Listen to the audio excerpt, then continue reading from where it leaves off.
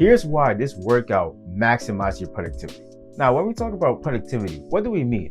We mean that to get the work done much faster without losing quality, so that you have more time to do other tasks, maybe like hanging out with friends or going to the gym or just doing other tasks you wish to do, maybe like reading. So just a couple of weeks ago, I really wanted to lock in with my business. I wanted to spend more hours on it. And I had some tasks I wanted to do. So I chose to just skip the gym just for that week. I'm a pretty consistent person who goes to the gym. So I'm thinking like, oh yeah, just 1 week of the gym voluntarily, it's not gonna really do nothing. So boom, right?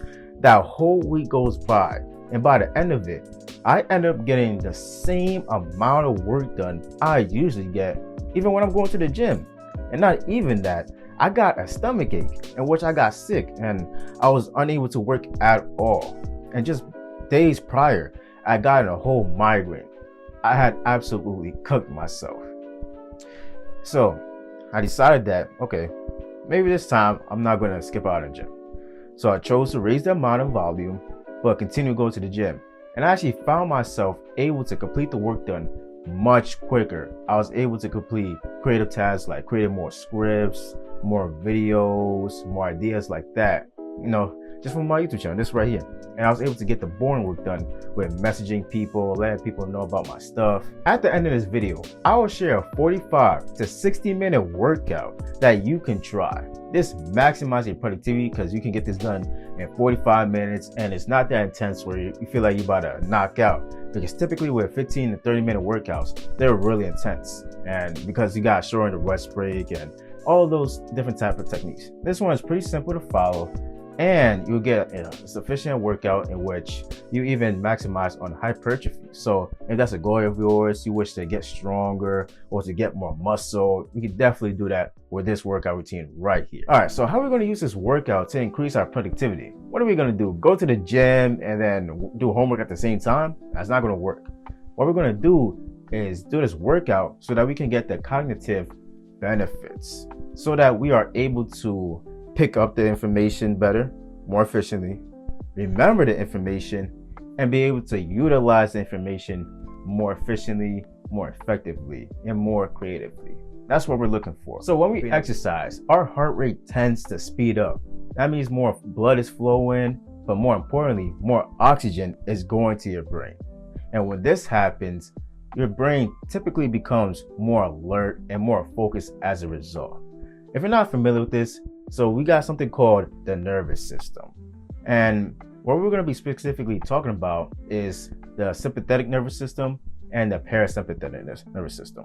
And that's like the autonomic nervous system. Like that's what governs the whole body and how it works. So the nervous system is essentially just a whole bunch of neurons in a body to brain loop. It doesn't start from the brain and end with the body. It doesn't start from the body and end at the brain. It's just this continuous loop.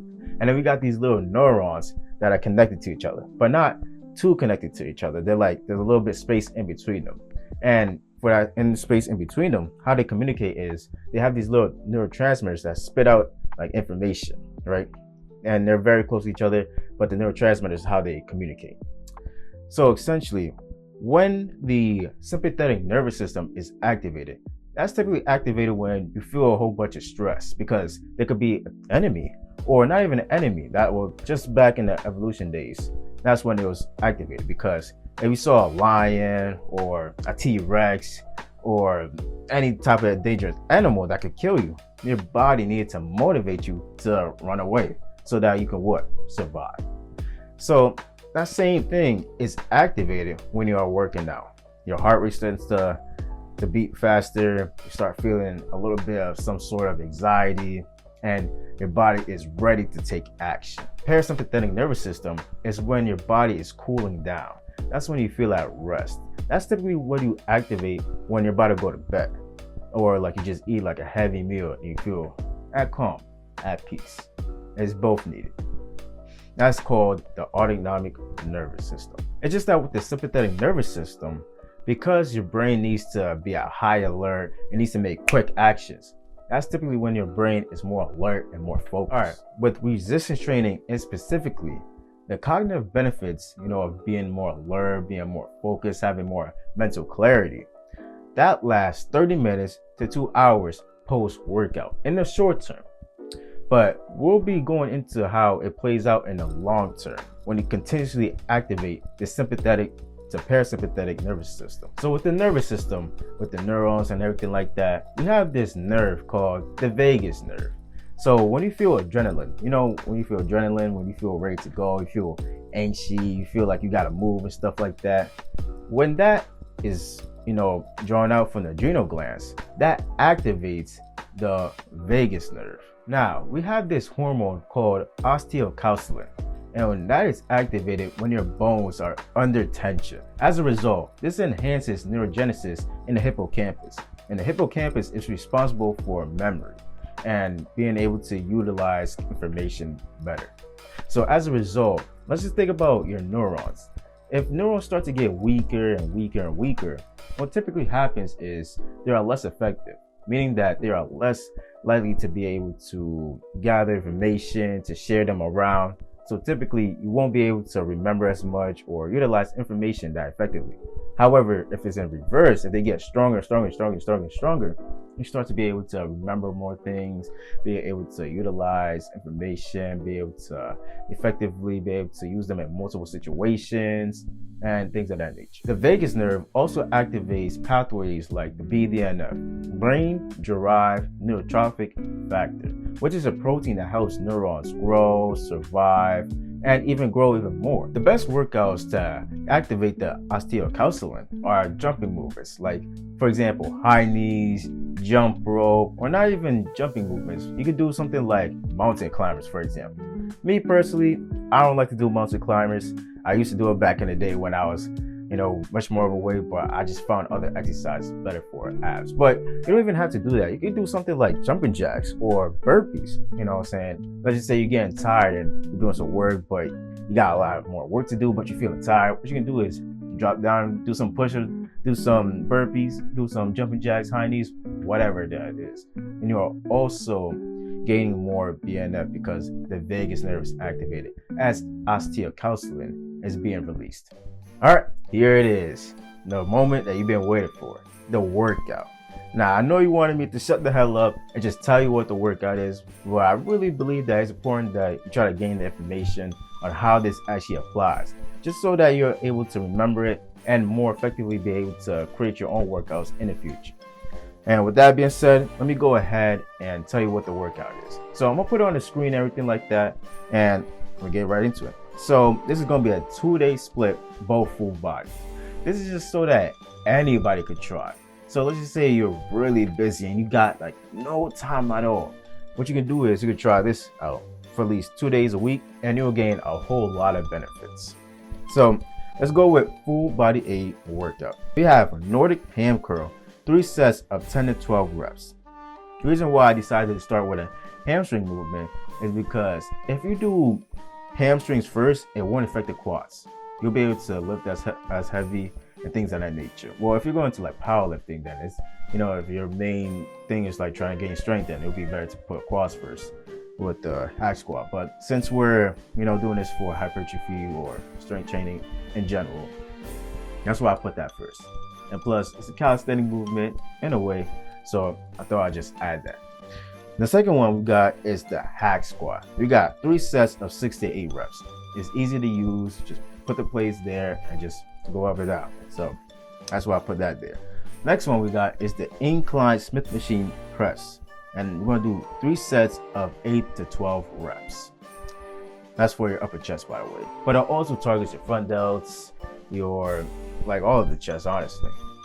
Now we got T-bar row, 3 sets of 8 to 10 reps. That targets the main upper back.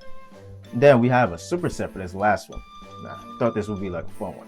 It's very tiring, but it's pretty fun. Well, I tried it and it was. So we got the inverse Zontman curls, 2 sets of 12 to 15 reps, superset A1. And then we got dumbbell kickback, 2 sets of 12 to 15 reps, superset A2. Now, if you want, you can do it with the cable. That's been said to be more effective since you get the stretch at the top for hypertrophy sakes. But since it's just like a dumbbell workout, it works pretty out fine. So that you don't have to do a dumbbell, then use a cable, just both with the same dumbbell then. You feel me? Now we're moving on to full body B workout. Now we got the Smith machine squat, 3 sets of 8 to 10 reps. Then we got, and the reason why I chose the Smith machine is just that so that you're able to use it more quicker, because with the back squat you may have to adjust the pins to make sure that it's at the right side. I mean, unless you already know that like off the bat, you could just do whatever, but I chose Smith machine that so that it can just be quicker, just a tad bit. Then we got the cable lat row, 3 sets of 12 to 15 reps, and we're actually going to superset that, and we're going to get some dumbbell lateral raises, 3 sets of 15 to 20 reps. That works your lats, you feel me? And then the dumbbell lateral raises work your side delts. Then we got good mornings, 2 sets of 8 to 10 reps. Good morning speed messing me up, so that's why I chose to put 2 sets, and so that, and I believe that's more than enough for me. Hits your glutes, hits your hamstrings, all that. Then we got close grip push-ups, 3 sets of as much as possible. That's AMRAP. And we're going to superset that with leg press calf raises, 3 sets of 10 to 15 reps. Combine that together. And for the last one, we got close grip push-ups, 3 sets of AMRAP, as much as possible. So go to failure on all 3 reps. And then the last one, with that superset, we got the leg extension, so that you are able to target your quads at the end. And you're going to superset that so that you can save some time. All right. And if you don't care about that, you feel me, you don't want to do the superset, you just do them separately. But I just decided to combine them so that if you're in a rush, you get out of there pretty quickly. And plus, it's not that tiring, honestly. All right, now that you got the workout, one thing you can do is go ahead and implement the diet so that they're both going hand in hand. So check out this video for the best diet for brain health. And with that being said, always take it one step at a time, because you may never know where that one step may lead you.